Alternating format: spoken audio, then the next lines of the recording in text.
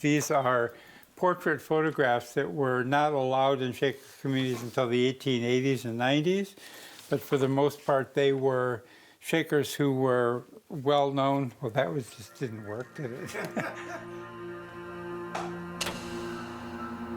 Usually when you introduce the topic of Shakers to people, they know two things. They know that they were celibate and that they made chairs. The truth is, the Shakers embody the best of what we imagine about ourselves as Americans. They believed in gender equality, they were entrepreneurial, they had integrity in all of their dealings, they had conviction. We want to have those things in our society, in our lives. John Williams, who founded the museum, was quite ubiquitous in his collecting. He didn't want just the kind of amazing showpieces that you would put on display. He wanted evidence of how they lived, earned a living, what they did with their time. When you start understanding the Shakers and what they were involved in, it's a unique utopian society, community. They want everyone to do the best that they can. And I think that comes through in most everything that they do, the way they build, the way they think, the way they commune with God. They were people who wanted to learn the most progressive and the most scientific and advantageous ways to do things. This is a beam auger that was made in 1851. Shakers are very entrepreneurial, and the Shaker sisters would actually sit in the lobby of a hotel on Fifth Avenue and take orders. And it was a very fashionable thing to wear a Shaker cloak in New York City. At the end of the 18th century, they were advocating equality for women. Women were allowed to be full participants in their community, which blows my mind. These are some of the large case pieces. This is a tiny portion of the collection of chairs that we have. And here we have a Shaker toilet, or commode if you want to be a little more polite about it. I can't wait till the point where we have a museum where we can show all of these objects to the public, because it's quite a remarkable collection. The Shaker Museum was founded in Old Chatham. The plan is to build a future museum where we can exhibit our collection.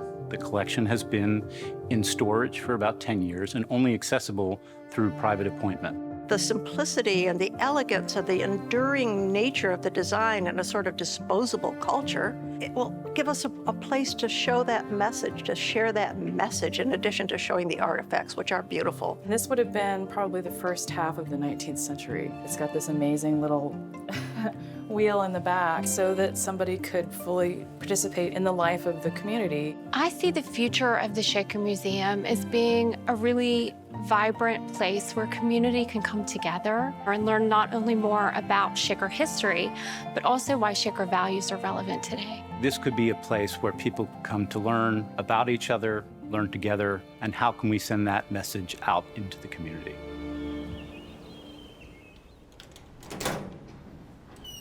When you think of Shaker, you often think, oh, they were so austere and everything was so drab. But then you see things like this. The mittens and the gloves, they're all made from raccoon fur, probably ocelot fur. This is bear skin. I think this just speaks to how much attention they had to detail and how beautifully they manufactured everything. I would totally wear this. A lot of new people have come on, and they've joined people who have been on the board for a long time and had real sincere, lasting commitment to this organization. I went to the Shaker Museum Gala event. I learned and loved the idea of what they were about. Diversity and inclusion is an inspiration that attaches itself to the Shakers for me, but in my own life, it means everything to me. The building that we're in right now will be an incredible site for people to visit from all over the world. It will turn Chatham into a 12-month town rather than a 9-month town. I first saw this building in January of 2018. A woman named Judy Grunberg, she called me up one day and she said, have you ever thought about putting the museum in that brick building in Chatham? And I thought, no. This building was built in 1892, is sitting vacant for maybe 20 years at this point. My memories of this building as a young child was it was a car dealership, and actually this was the showroom. At that point, it was really hard to imagine taking on such a big project. The progress that we've made since then has been extraordinary. I can picture The museum, when it's built, it'll be really exciting to me as a Chatham resident, just to see the building being used for such a good purpose. I mean, they could have just torn it down and built on this site, but the idea that you're using something that exists, that has been in the community, you know, while the Shakers were around. The Shakers could have stayed here. I mean, it was a hotel, right? One of the most exciting aspects about building here in Chatham is the fact that there's such a vibrant local business community. The economic impact of the tourists who come to this museum is projected to be about $1.7 million per year. But more than that, at the core of our mission is to be good neighbors and be good community members. It's going to be a big shot in the arm, especially for our shops and restaurants on Main Street. We've learned so much about what is valuable to a community, what is valuable here in Columbia County. And I'm so happy that that gorgeous building at the end of the street is going to be occupied. We're really happy to support such a great cultural institution. It's great for the village, it's great for everybody. I'm excited. I think everybody is. For any Main Street, the more people, places, destinations, the better it is.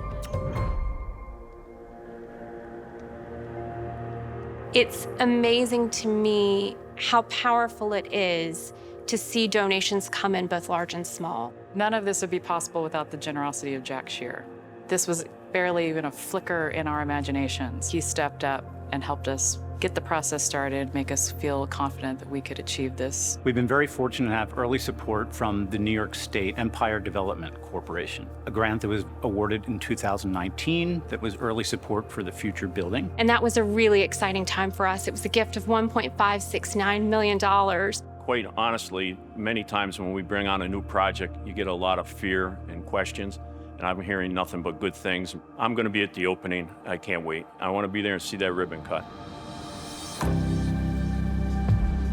Our collection, that tells the story of the culture of the Shakers and the values that underpin that culture. We are about the community. We are about history and respecting it. We are about diversity, inclusion. When you leave, you'll take those values and take them out into the world with you. And if there was ever a time that I think we need to teach kids about social justice and equity and gender, this is a compelling time to be trying to provide that service. We have such a pure story here. The things that the Shakers believed. They believed in inclusion, they believed in entrepreneurship, they believed in integrity. And I think when you can convey those things to children and show them how important they were and how they manifest in a community, there's almost no greater work that you could do. It tells a story. Actually, can I read something? Yeah. I did this for the ShakerMuseum back in about 1990. And let me just read what I wrote. Furniture makers, celibate sect, radical separatists. The lives of the Shakers evoke different responses from everyone. While viewing literally thousands of photographs, many previously unpublished, I began to see the images in the context of a family album, an act of selection. More importantly, it is an act of seeing. In these images, we see ourselves, our families, our friends. We look across time, inventing and dreaming. Into faces and interiors, we become witnesses to events and places. This family album is unique and wonder-filled, just like our own.